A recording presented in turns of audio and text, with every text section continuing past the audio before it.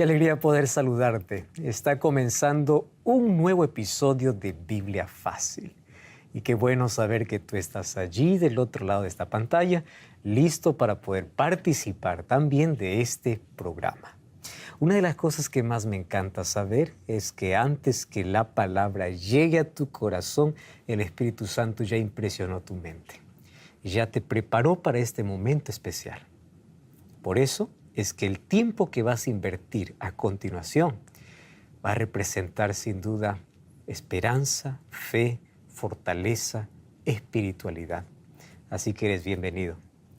Me alegra poder saludarte y estamos listos ahora para continuar con aquel camino que ya comenzamos hace algunos episodios atrás, hablando acerca del mensaje que tiene 3 ángeles, basado en Apocalipsis capítulo 14. Ya hablamos aquí algunos aspectos importantísimos de este mensaje. Primero, que es urgente, que es para el tiempo del fin, que es el remanente quien proclama este mensaje. Y este mensaje tiene como base el Evangelio eterno. Ese Evangelio tiene que ser predicado a toda nación, tribu, lengua y pueblo. Mas el Evangelio tiene que cambiar la vida, tiene que transformar el corazón. Entonces ahí encontramos 3 imperativos. El primer imperativo es temer a Dios. Segundo es dar gloria a Dios. Y el tercero es adora a Dios. Sin embargo, en medio de esos imperativos hay una razón. Y es porque la hora de su juicio ha llegado. Eso vamos a hablar hoy. ¿En qué momento comenzó el juicio? Bienvenido. Y antes yo quiero ofrecerte un material precioso que puede estar hoy en tus manos. Se trata de la revista Esperanza con su primera edición, La cura del pecado.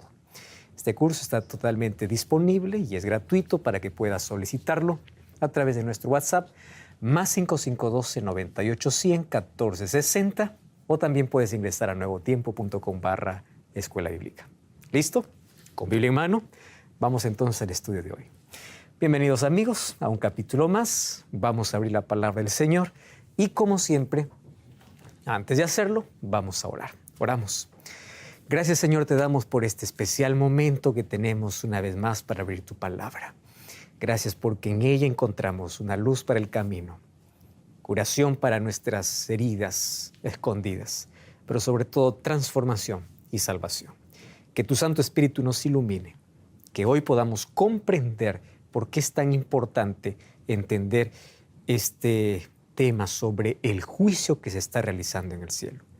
Que pueda producirnos alegría, porque ahora tenemos oportunidad de arrepentirnos y de que tú seas nuestro abogado e intercesor. Toma nuestra vida en el nombre de Jesús. Amén. Muy bien, en este episodio vamos a hablar acerca del juicio de Dios. Qué interesante que hoy vamos a descubrir que todo el tema del juicio podemos encontrarlo en el último libro de la Biblia, en Apocalipsis. Respaldado obviamente con otros textos proféticos como el libro de Daniel y otros textos en los cuales Jesús mismo habló sobre el juicio. Cuando hablamos sobre el juicio, puede ser que sea un tema impopular, que no mucho se habla. ¿Por qué razón? Porque la mayoría relaciona la palabra juicio con sentencia. Sin embargo, la palabra juicio en la Biblia no es sentencia, es un proceso hasta llegar a la sentencia, como también se hace en todos los tribunales humanos. Antes de la sentencia, primero tiene que haber culpabilidad o declarar inocencia. Entonces, como la Biblia habla de un juicio, vamos a ver algunos aspectos importantísimos que necesitamos conocer. ¿Y por qué las personas no conocen mucho sobre el juicio de Dios? Porque como dijimos en el primer episodio, el cristianismo, especialmente en muchas iglesias dentro del mundo cristianismo, apenas hablan de Jesús como Salvador, no como Creador, no como juez, no como abogado, no como protector, solo como Salvador. Sin embargo, el Evangelio presenta a Cristo en su totalidad. Y hoy vamos a estudiar Jesús como juez. Y antes de juez, Él es abogado. Vamos a Apocalipsis capítulo 14. Apocalipsis, capítulo 14, una vez más a nuestro texto base. El versículo 7, diciendo a gran voz, temed a Dios y dadle gloria, porque la hora de su juicio ha llegado, y adorad a aquel que hizo el cielo, la tierra, el mar y las fuentes de las aguas. Ya estudiamos en los capítulos anteriores qué significa temer a Dios, qué significa dar gloria a Dios. Ahora, antes del tercer imperativo, que es adora a Dios, entiende que se está desarrollando un juicio. Ustedes sabían que el juicio de Dios se desarrolla en 3 fases. Un juicio de investigación, un juicio de sentencia y un juicio de ejecución. Esto se puede llamar también un juicio investigador, comprobatorio o ejecutivo. Y alguien puede decir, pero ¿dónde está eso? Eso están inventando. No. Vamos a ver que todo eso está aquí en la Biblia, ¿correcto? La mayoría piensa que cuando se habla de juicio en la Biblia, se habla del momento cuando Jesús va a volver a la tierra y ahí elabora un juicio y ahí da la sentencia y ahí acabó. Pero en la Biblia encontramos que el juicio de Dios tiene un proceso. Mas hoy queremos descubrir por qué razón ese juicio tiene un proceso y en qué consiste ese juicio. Vamos entonces para nuestro estudio. Primero tenemos que entender por qué Dios necesita hacer un juicio. ¿Por qué razón? Para ello, tenemos que entender que cuando el pecado entró, no solo afectó el mundo, nuestro planeta. El pecado afectó el universo. Ahora les voy a explicar por qué. Porque el pecado no comenzó en la tierra. Y como el pecado no comenzó en la tierra, entonces el pecado necesitaba ser resuelto a la vista del universo. ¿Dónde comenzó el pecado? En el cielo. ¿Quiénes estaban involucrados? Ángeles, antes de que Adán y Eva pudieran pecar. Entonces, el pecado no fue una mancha solo para nuestro planeta. El pecado fue una mancha universal. ¿Por qué Dios no destruyó a Satanás el momento que él se rebeló? Porque si Dios hubiese destruido a Satanás, hubiese quedado para la eternidad la siguiente pregunta. ¿Por qué Dios silenció los reclamos de él? ¿Acaso tenía razón? Y Dios determinó que en el tiempo, a la vista del universo, se revela el verdadero carácter de Satanás y que todas las acusaciones que iban contra él eran solo mentira. Entonces Dios permitió que el tiempo pueda revelar quién es Dios y quién era rebelde. ¿Y saben por qué esto involucra y Dios necesita hacer un juicio? Si Satanás consiguió persuadir que la tercera parte de ángeles, imagínense, seres inteligentes,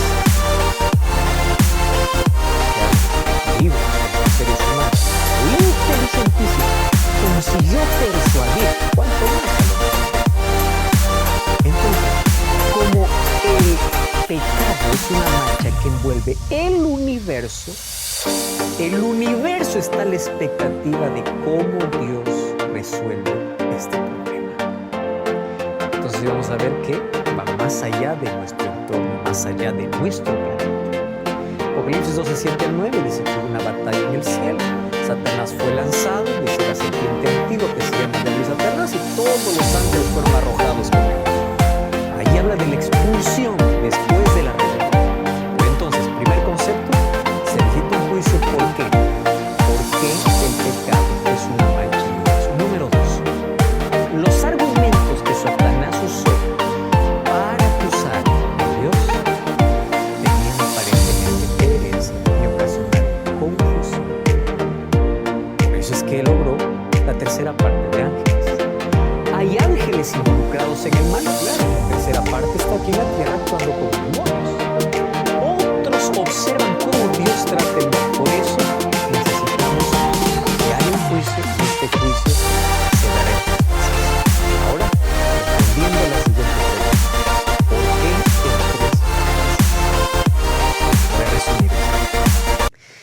Porque el pecado rompió la armonía que había en el universo. Nosotros tenemos que imaginar más allá de nuestro planeta, que es tan pequeño, es una arena en medio de un...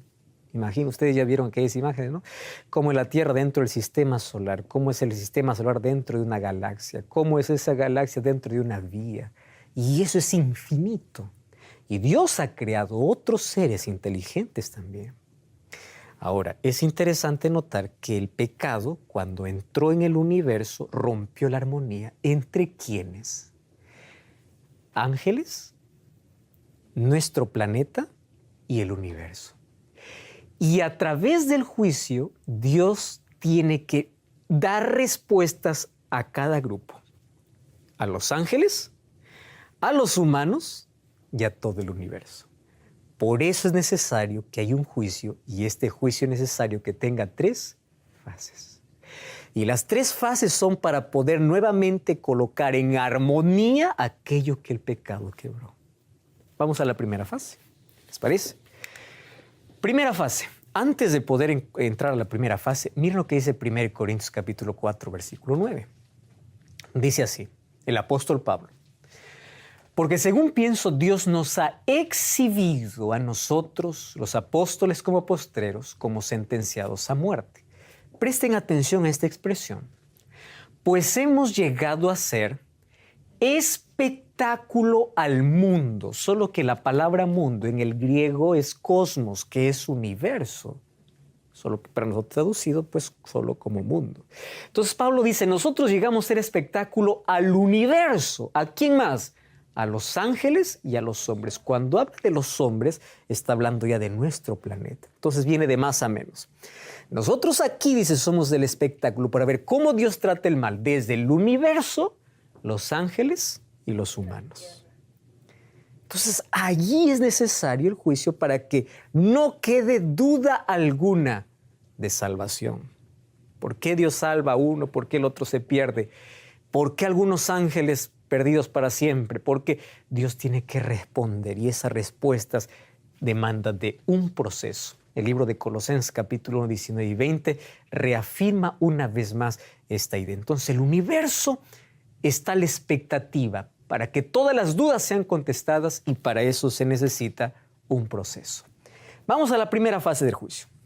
Apocalipsis 14, versículo 7. Ya leímos el texto, volvemos a leer. Dice, temed a Dios y dadle gloria, porque la hora de su juicio, ¿qué cosa dice? Ha llegado. A ver, presten atención aquí. ¿Cuándo se predica el mensaje de los 3 ángeles? ¿Antes de la venida de Jesús o después de la venida de Jesús? Antes. Porque este es el último mensaje que se da en el tiempo del fin, antes que Jesús regrese. Y antes que Jesús regrese, antes que dé su mensaje el segundo ángel y el tercer ángel, el primer ángel, ¿qué cosa dice? La hora del juicio llegó.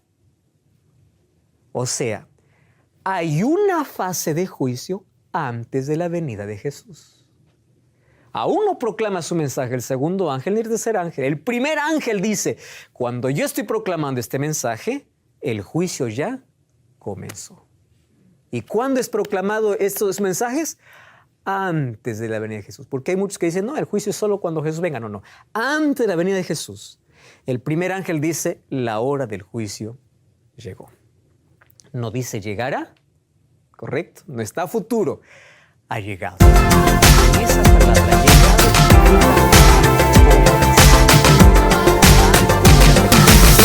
la primera fase de este juicio. Muy bien. ¿Cómo se desarrolla este juicio? Ustedes saben que Apocalipsis y Daniel son libros que se complementan. Y hoy vamos a ver cómo Daniel nos muestra el momento cuando se realiza esta primera fase. En Daniel capítulo 7, a Daniel le es revelado la sucesión de reinos o imperios que sucedería en el transcurso de la historia. Y es revelado por 4 bestias. La primera de ellas es un león con alas. Ala representa velocidad, león ferocidad y representa Babilonia, que fue del año 605 hasta el año 539. En el año 539, ¿quién conquistó Babilonia? Los medos y los persas. En el mes de octubre desviaron el río Éufrates mientras estaba Belsasar allí celebrando y bebiendo vino en los vasos sagrados del templo.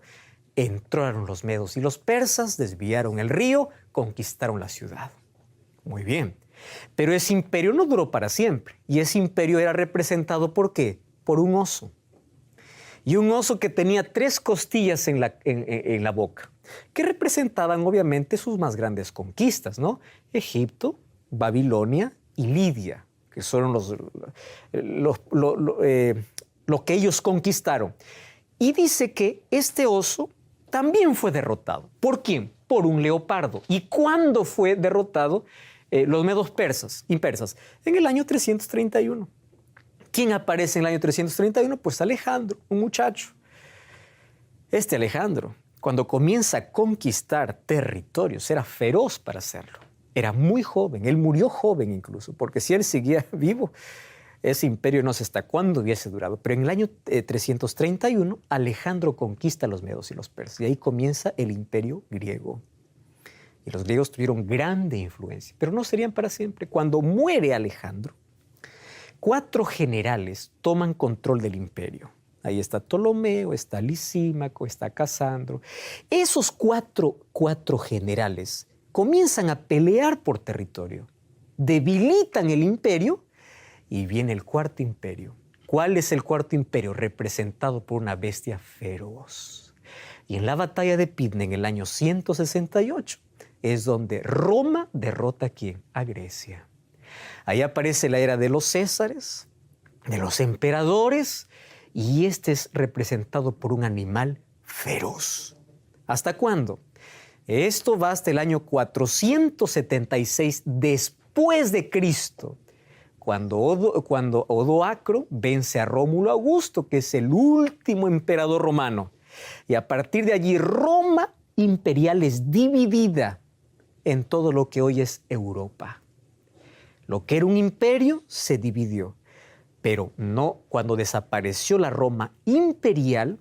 ¿Qué cosa quedó de Roma? La Roma papal con el obispo. Eso vamos a ver un poquito después. Pero le estoy haciendo este recuento porque vamos al capítulo 7 de Daniel. Y miren lo que dice Daniel capítulo 7 para hablar acerca de esta primera fase de juicio. Como ya les expliqué la visión de las 4 bestias, vamos allí al texto donde corresponde el juicio. Capítulo 7, versículo 13 y versículo 14. Miren lo que dice. Miraba yo en la visión de la noche, y he aquí con las nubes del cielo venía uno como un hijo de hombre. ¿Recuerdan cuál era el título que a Jesús se le daba en el Nuevo Testamento? El Hijo del Hombre. Muy bien, aquí aparece el Hijo de Hombre. Vino hasta el anciano de días. ¿Quién es el anciano de días? El Padre. Y le hicieron acercarse delante de él. Le fue dado, dice, dominio, gloria y reino para que todos los pueblos, naciones y lenguas le sirvan. Su dominio es dominio eterno, que nunca pasará, y su reino uno que no será destruido. ¿De qué está hablando? Del momento cuando el imperio eterno sea ahora gobernado ¿por quién? Por Cristo. El imperio que nunca pasará. Muy bien.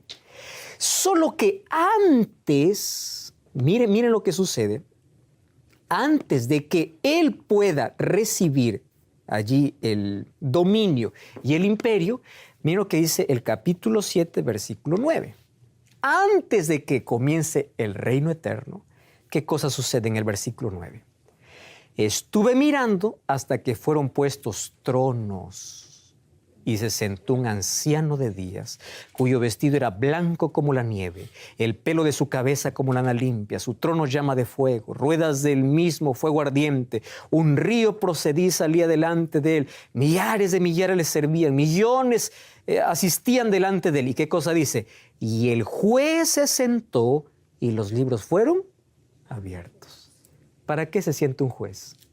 Para realizar una obra de juicio. Muy bien. Este juicio entonces se desarrolla antes de que el Hijo del Hombre le sea dado el dominio eterno. ¿Cuándo es dado ese dominio eterno? Cuando Jesús regresa. Antes de la venida de Jesús, ¿qué cosa existe entonces? Un juicio. Pero ese juicio, ¿cuándo sucede? Acompáñenme un poquito más atrás. Viene el versículo 8. Mientras yo contemplaba los cuernos, he aquí un cuerno pequeño salía entre ellos. Y delante de él fueron arrancados 3 cuernos de los primeros. Y este cuerno tenía ojos como de hombre y una boca que hablaba grandes cosas. Ah, qué interesante. Miren, esto lo vamos a estudiar a profundidad en otro capítulo, pero aquí un adelanto. De la Roma imperial, de la Roma de los emperadores y de los césares, de esa Roma imperial quedó la Roma religiosa. Cuando Rómulo Augusto fue depuesto de su trono, 10 tribus bárbaras, se les decían bárbaras porque no hablaban bien el idioma y balbuceaban, eran extranjeras, comienzan a dividir el Imperio Romano. En el año 350, cuando es trasladada la capital a Constantinopla, el reino comienza a debilitarse. Comienzan las disputas entre ellos y el año 476 es conquistado. Solo que cuando el emperador sale de escena, ¿quién ocupa la figura principal? El obispo. Y ese obispo, a partir del año 533, él recibe autoridad, pero no hasta destruir a 3 tribus, que eran tribus arrianas que estaban en contra de ese obispo. Cuando esas 3 tribus fueron destruidas, entonces este cuerno pequeño, este poder religioso, comienza una obra. ¿Qué obra? Y ahí vamos a ver, miren su obra, versículo 24, ahí comienza la explicación. Los 10 cuernos significa que se levantarán 10 reyes, o sea, son las 10 tribus que conquistaron Roma. Tras ellos se levantará otro que será diferente. Claro, es diferente porque no solo es político, sino religioso. Hablará palabras contra el Altísimo, a los santos del Altísimo quebrantará, pensará cambiar los tiempos y la ley y perseguirá. Pero se sentará el juez y le quitará, ¿qué cosa? Su dominio. Muy bien, aquí ya nos dio clarito el mensaje. ¿Qué cosa está diciendo? Cuando la Roma imperial desaparezca, quedará un cuerno pequeño. Es diferente, pero se hará grande. ¿Y por qué se hará grande? Hablará palabras contra el Altísimo y perseguirá a los santos del Altísimo. ¿Qué sucedió en el año 538? Basta una ojeada a los libros de historia. Desde el año 538 hasta el año 1798 hubieron 1260 años de persecución, que aquí es conocido como tiempo, tiempos y la mitad de un tiempo. Tiempo es un año, tiempo es 2 años, mitad de un tiempo, medio año. Si sumamos, ¿cuánto da? 3 años y medio. 3 años y medio multiplicado por 30, ¿cuánto da? 42 meses. 42 meses multiplicado ahora sí por 30 que tiene cada mes, ¿cuánto da? 1260 días.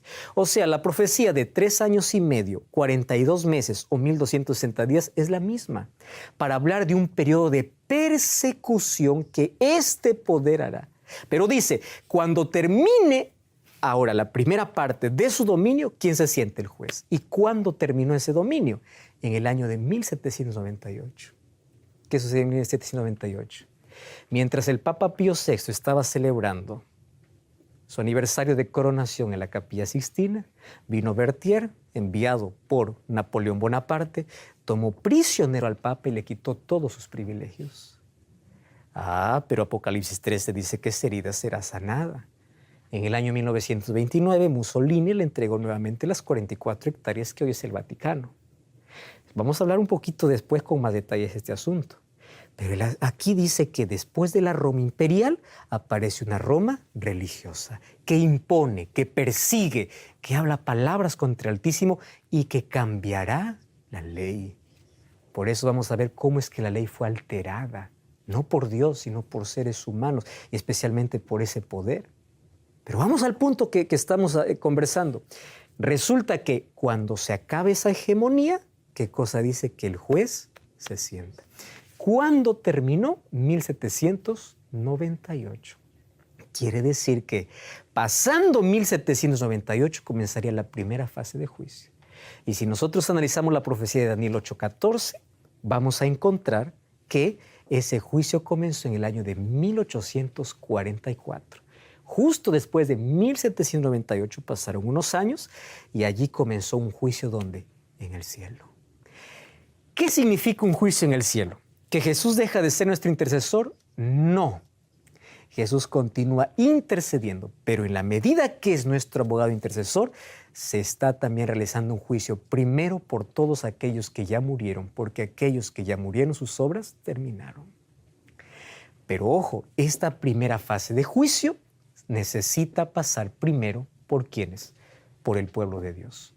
¿Qué cosa dice 2 Corintios 5:10? Es necesario que todos nosotros comparezcamos ante el tribunal de Cristo.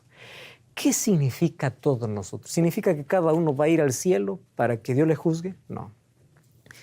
¿Saben cómo nosotros comparecemos ante el tribunal de Cristo? A través de registros.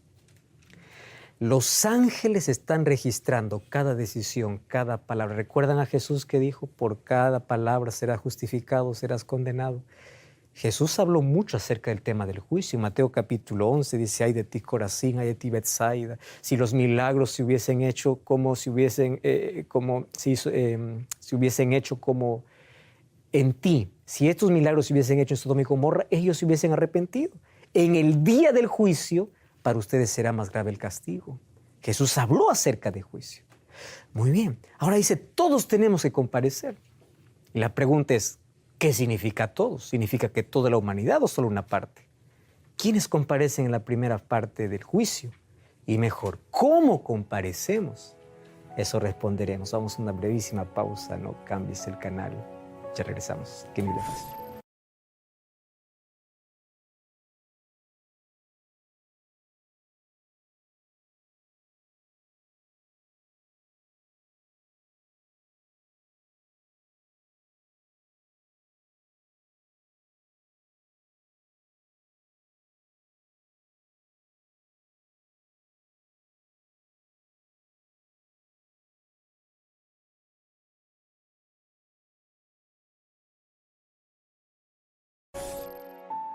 Estamos de regreso aquí en Biblia Fácil. Ya sabes que puedes solicitar la revista La Cura del Pecado. Es totalmente gratis a nuestro WhatsApp más 5512-9810-1460 o ingresa a nuevotiempo.com/escuela bíblica. Muy bien, estamos hablando acerca de la primera fase del juicio. El libro de Daniel nos explica que después que el cuerno pequeño, ese poder político religioso, tendría una hegemonía sobre el mundo, el juez se sentó y los libros fueron abiertos. El apóstol Pablo nos dice que todos tenemos que comparecer ante el juicio. Muy bien, ¿de qué manera comparecemos? Los ángeles registran cada acción, cada palabra. Todo lo que nosotros hacemos está en registro. Y ahí viene la pregunta. ¿Dios necesita de registros? Si Él sabe hasta nuestros pensamientos. Dios no necesita, pero los ángeles sí. El universo sí. Los seres humanos sí. Entonces ustedes entienden por qué es necesario el juicio.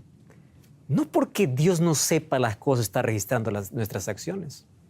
Se registran las acciones porque habrá una segunda fase donde los seres humanos redimidos comprobarán Dios es justo. La armonía volverá después de un juicio. Todas las preguntas serán respondidas. ¿De qué manera comparecemos? A través de nuestras palabras, pensamientos y acciones que nadie ve aparentemente, pero que están siendo registradas. Por eso dice que los libros se abren. Pero cuando vamos al libro de Primera de Pedro 4:17, dice que es tiempo de que el juicio comience por la casa de Dios. Y si comienza por nosotros, ¿cómo será el fin de aquellos que no obedecen el Evangelio? Qué interesante. Miren, presten atención aquí. La primera fase de juicio no se presenta a toda la humanidad. Se presenta solamente a aquel que dice creer en Jesús. Por eso es que Jesús dijo, no todo el que me dice Señor, Señor, entra en el reino de los cielos. La pregunta es, ¿cómo se va a determinar entonces si todos parecen ser buenos, todos parecen ser cristianos, todos alaban a Dios? Tiene que haber un registro, tiene que haber un juicio. Necesita una comprobación.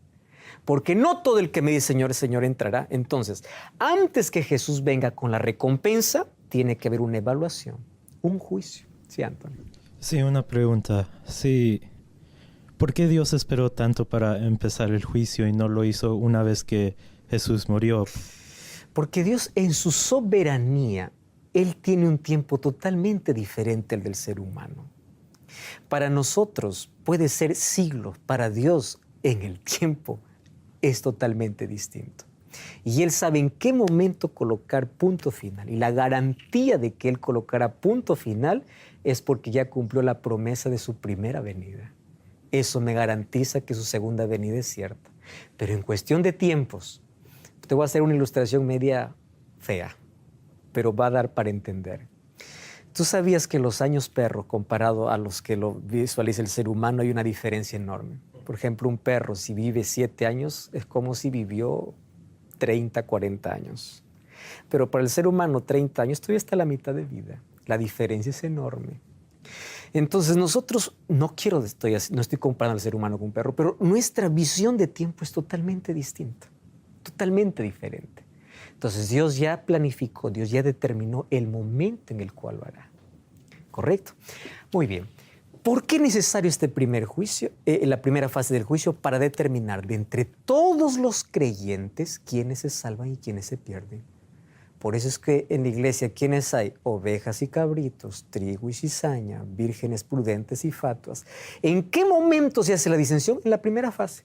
Tú dices que me amas, tú dices ser creyente, vamos a ver tus obras. Escuchen una cosa, somos salvos por gracia, pero somos juzgados por obras. Nunca se olviden eso, y eso es bíblico. Eso dice Santiago capítulo 2, 10 al 12. Seremos juzgados por la ley de la libertad, aun cuando somos salvos por la gracia. Porque nuestras obras tienen que ser la evidencia, no la causa. La causa de la salvación es la gracia. La evidencia es las obras, la obediencia a Dios. Ahora, en esta primera fase, entonces se determina quién es trigo y quién es cizaña. Por eso es que Pedro dice, si comienza por aquellos que dicen ser creyentes por la casa de Dios, ¿cuál será el fin de los que no obedecen? ¿Cuál es el fin de los impíos? Que dice Juan capítulo 3, versículos 16 y 17. El que creyere, ahí dice, porque de tal manera amó Dios al mundo, para que todo aquel que en él cree no se pierda, mas tenga vida eterna. ¿Qué dice el siguiente versículo? Pero que el que no cree ya ha sido condenado. ¿Por qué? No hay de qué juzgar. En la primera fase de juicio entran todos aquellos que dicen ser creyentes. ¿Correcto? Allí se determina quién de entre los que murieron resucita y quién no. Quién de entre los vivos está listo para ir al cielo y quién no, aún siendo creyente. Esa es la primera fase del juicio. Y la pregunta es, ¿y dónde entra toda la humanidad? Dejemos para la segunda fase. Pastor, cuando dice obras, ¿a qué obras se refiere? La evidencia de un cristianismo auténtico, de una relación con Dios. Lo que ya vimos, temer a Dios y dar gloria a Dios, el carácter y la obediencia. ¿Cuándo termina esta fase? Va a llegar un momento en la historia en que se da a pronunciar. El que es injusto sea injusto, el que es inmundo sea inmundo, el que es justo practique la justicia, el que es santo santifíquese todavía. Llegará un momento en que Cristo dejará su obra de intercesión en el cielo. A eso se le llama el fin de la gracia. Esa puerta se cierra, así como en el arca Dios cerró la puerta, Dios cerrará la oportunidad en el cielo. El que es justo sigue justo. Cuando se termine esa gracia, los casos están determinados. Pero miren lo que dice el siguiente versículo. Yo vengo pronto y mi galardón conmigo para recompensar a cada uno, nos hemos olvidado de esta expresión, según fuera su obra. Entonces, para recompensar a cada uno, ¿qué cosa primero tuvo que haber? Un juicio, para determinar. Entonces, antes de la venida de Jesús, es necesario este juicio. Porque aquí se determina la recompensa. Allí finaliza la primera fase. Versículo capítulo 16, 27 de Mateo dice, el Hijo del Hombre vendrá en la gloria de su Padre y con sus ángeles y pagará a cada uno conforme sus obras. Entonces aquí ya podemos decir lo siguiente. Nadie recibe recompensa cuando muere. Porque la recompensa se dará en un solo momento. ¿Cuándo? cuando Cristo regrese. No es que cuando uno muere, si fue bueno, ya está disfrutando de la gloria, si fue malo, ya está en el infierno. No, no. Yo vendré para pagar a cada uno de acuerdo a sus obras. Nadie tiene recompensa adelantada. Todo sucederá en la venida de Cristo, después de haberse ejecutado un juicio. Entonces, en esta primera parte del juicio, ¿quiénes entraron? Desde Adán y todas las generaciones de aquellos que dicen creer en Jesús. Aquellos que nunca aceptaron a Cristo, ¿qué sucederá? Ellos ya están para la segunda fase de juicio, o para la tercera fase, ¿no? Porque han rechazado a Cristo. En esta primera fase entra todo aquel que dice ser creyente. Por eso el creyente no debe tener miedo. ¿Por qué no debe tener miedo? Hijitos míos, estas cosas escribo para que no pequéis. Si alguno hubiese pecado, abogado tenemos. Si yo tengo una relación correcta con Cristo, si yo obedezco sus mandamientos, si yo vivo de acuerdo a su palabra, cuando yo paso por este juicio, Él intercede por mí. Pero si yo soy un creyente falso, mediocre, soy un lobo disfrazado de oveja, ahora sí hay que tener miedo. ¿Por qué razón? Porque mis obras no acompañan mi convicción. ¿Correcto? El juicio es buena nueva porque declara inocente a aquel que se une a Cristo. Fíjense, porque Cristo se presenta en nuestro lugar. Nuestra justicia no es nuestra, es la de Cristo. Pero aquel que pasa sin Cristo en el juicio, por mejores obras que tenga, es condenado. ¿Por qué razón? Porque la justicia humana, dice Isaías, es como trapo de inmundicia. No alcanza. Ahora, en esta primera fase de juicio, ¿termina cuándo entonces? Cuando se cierra el tiempo de la gracia y Cristo viene a entregar la recompensa a cada uno. ¿Cuándo es eso? Su segunda venida. Y allí comienza la segunda fase.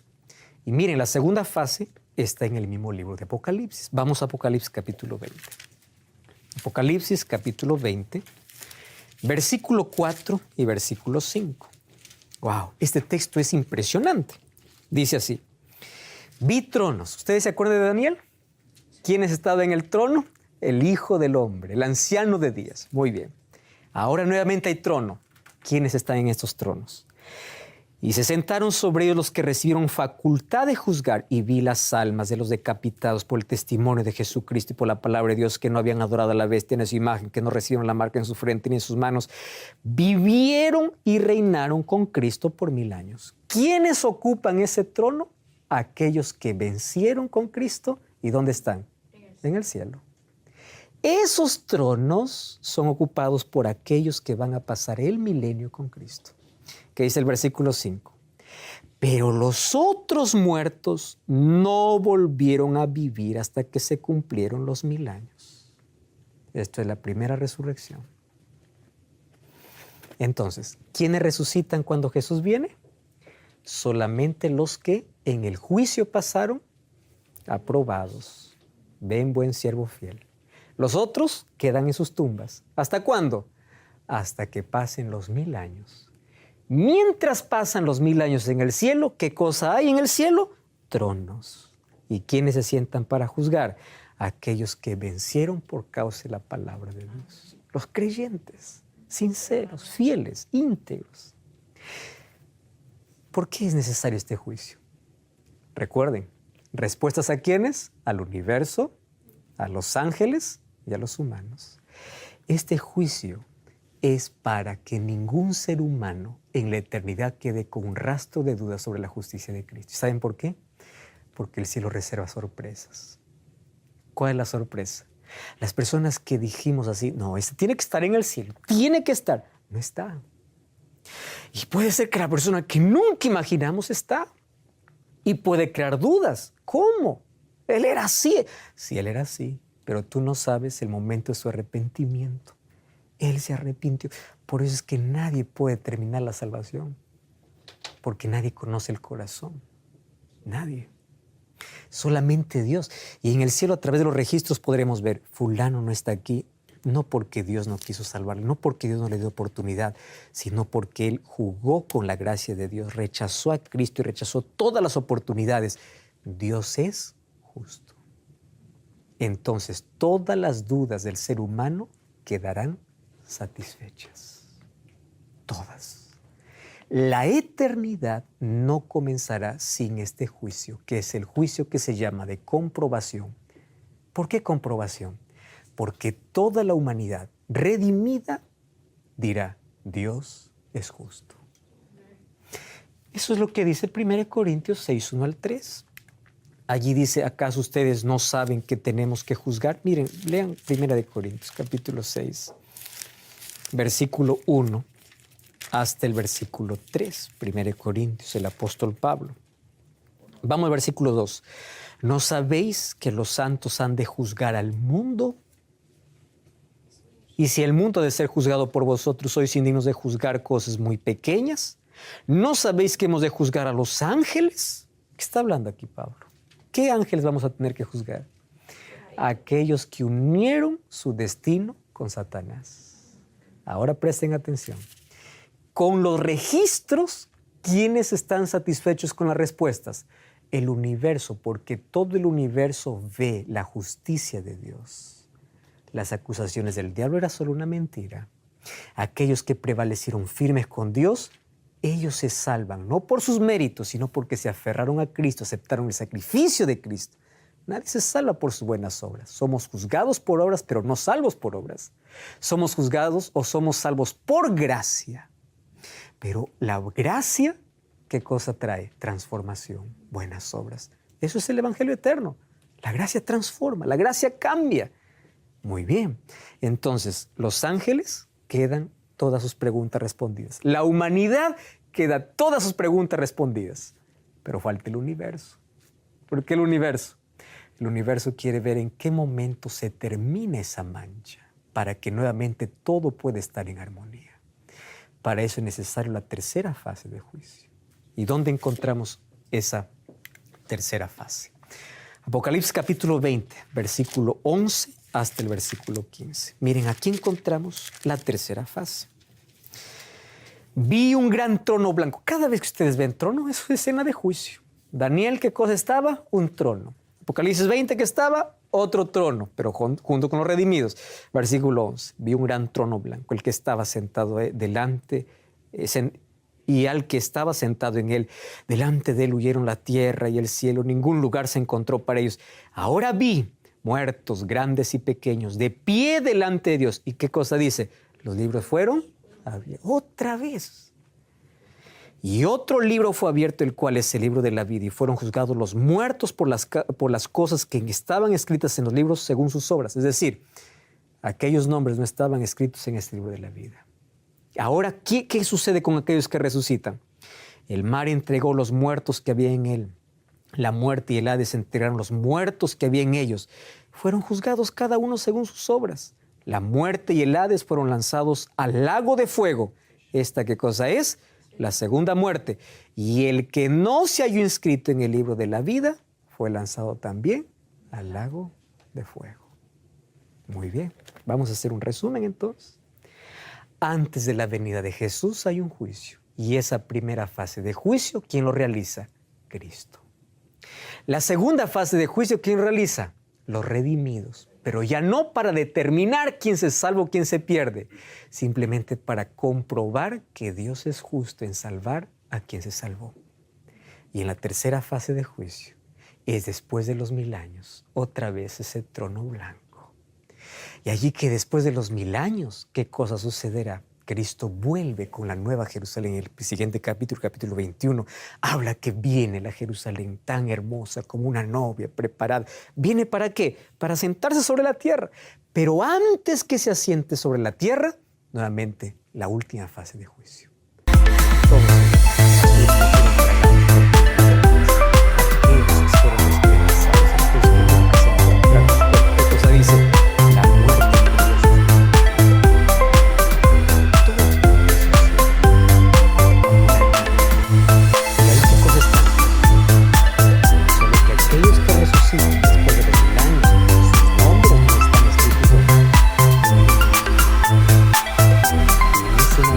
Pasará